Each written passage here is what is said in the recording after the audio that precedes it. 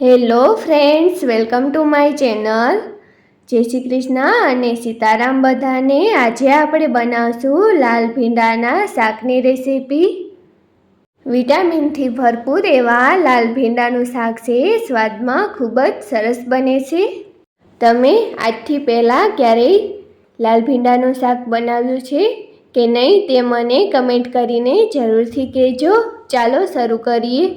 ભીંડાનું શાક બનાવવા માટે મેં અહીંયા એક વાટકીમાં દહીં લઈ લીધું છે. એમાં આપણે 1 ચમચી ધાણા જીરું પાવડર, અડધી ચમચી લાલ મરચું પાવડર અને થોડી હળદર ઉમેરવાની. તે પછી આમાં 1 ચમચી કસૂરી મેથી એડ કરી આ બધા જ મસાલાને સારી રીતે મિક્સ કરી લેવાના. આ રીતે મસાલાને દહીંની સાથે મિક્સ કરી લેવાના છે. બધા જ મસાલા છે એ દહીંમાં સારી રીતે મિક્સ થઈ ગયા છે. હવે આ દહીંને થોડી વાર માટે આમ જ રાખી દેવાનું. હવે ભીંડાને કટ કરી લેવાના. સૌથી પહેલાં ભીંડાના શેડાના ભાગને કટ કરીને હટાડી લેવાના. તે પછી ભીંડાને વચમાંથી આ રીતે કટ કરી લેવાનો. હવે ભીંડાને વચ્ચેથી આ રીતે કટ કરી લેવાનો. આ રીતે કટ કરવાથી એ પણ નક્કી થઈ જશે કે કોઈ ભીંડો છે અંદરથી ખરાબ તો નથી થયો ને. હવે આ જ રીતે બધા જ ભીંડાને કટ કરી લેવાના છે. આ જ રીતે હું બધા જ ભીંડાને સુધારીને તૈયાર કરી લઈશ. ભીંડા છે સુધારીને તૈયાર થઈ ગયા છે. હવે એક વાસણમાં 3 મોટી ચમચી જેટલું તેલ ગરમ કરવા રાખી દેવાનું. તેલ ગરમ થઈ જાય તે પછી આપણે ભીંડાને તેલમાં સેલો ફ્રાય કરી લેવાના છે. જ્યારે આપણે ભીંડાને તેલમાં ફ્રાય કરશું ત્યારે ભીંડાનો કલર છે આ રીતે ચેન્જ થઈ જશે.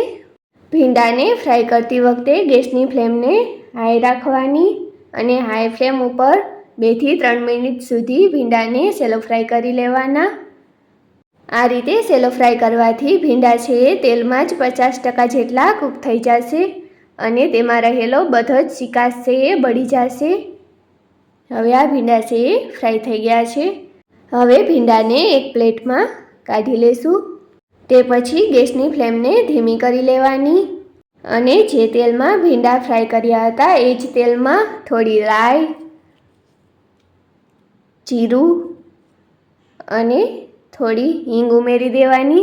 તે પછી મેં અહીંયા લસણની થોડી કળીઓને ઝીણી સુધારીને લઈ લીધી છે તે એડ કરશું. હવે આને ગોલ્ડન થાય ત્યાં સુધી પાકવા દેવાની. હવે આ લસણ છે ગોલ્ડન થઈ ગયું છે. હવે એમાં થોડી ડુંગળી એડ કરવાની અને થોડું મીઠું. આ રીતે ડુંગળીની ઉપર મીઠું એડ કરવાથી ડુંગળી છે જલ્દીથી ગળી જાય છે અને તે ઝડપથી પાકી જાય છે. ડુંગળીને પણ ગોલ્ડન થાય ત્યાં સુધી પકાવી લેવાની. તે પછી એમાં 2 થી 3 ટમેટાને સુધારીને લઈ લીધા છે એ એડ કરશું. તે પછી એમાં 1 ચમચી જેટલી આદુની પેસ્ટ એડ કરવાની. હવે આ બધી જ વસ્તુને એકવાર સારી રીતે મિક્સ કરી લેવાની અને આને ઢાંકીને 2 મિનિટ સુધી પાકવા દેવાની. આ રીતે 2 મિનિટ કૂક થઈ જાય તે પછી ઢાંકણ હટાવી લેવાનું અને એમાં 3 થી 4 લીલા મરચાંના ટુકડા એડ કરી દેવાના. મરચાંને આ રીતે મિક્સ કરી લેવાના અને ગેસની ફ્લેમને બંધ કરી અને આ બધી જ શાકભાજીને થોડીવાર માટે ઠંડી થવા રાખી દેવાની. ઠંડી થઈ જાય તે પછી આપણે જે મસાલાવાળું દહીં તૈયાર કર્યું હતું એ આ રીતે નાખી દેવાનું અને હવે ગેસની ફ્લેમને લો રાખીને ધીરે ધીરે દહીંને પાકવા દેવાનું. આ રીતે વચ્ચે વચ્ચે આને હલાવતું રહેવાનું જેથી દહીં છે ફાટશે નહીં અને સરસ પાકી જશે. દહીંને પકાવતી વખતે આપણે એક જ વાતનું ધ્યાન રાખવાનું કે ત્યારે ગેસની ફ્લેમને હાઈ નથી કરવાની. એકદમ લો ફ્લેમ ઉપર જ દહીંને પકાવી લેવાનું છે અને આ રીતે સતત એને હલાવતા રહેવાનું છે. હવે જો એમાંથી બબલ્સ આવવા માંડ્યા છે તો હવે આને ઢાંકીને થોડીવાર માટે પાકવા દેશું. 3 મિનિટમાં જ દહીં છે સરસ પાકીને તૈયાર થઈ ગયું છે અને એમાંથી તેલ પણ છૂટું પડવા લાગ્યું છે. હવે જે ભીંડાને ફ્રાય કર્યા હતા એ આમાં એડ કરી દઈશું અને એકવાર ભીંડાને સારી રીતે ગ્રેવીમાં મિક્સ કરી લઈશું.